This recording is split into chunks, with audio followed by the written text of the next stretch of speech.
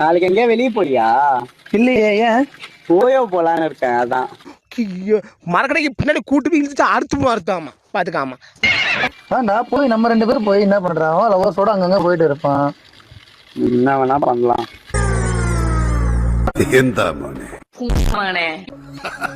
வேணா பண்ணாமா? என்ன வேணா பண்ணானா?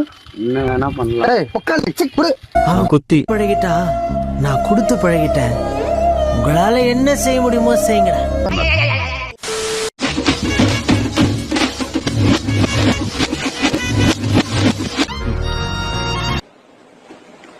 ஒரு மாதிரி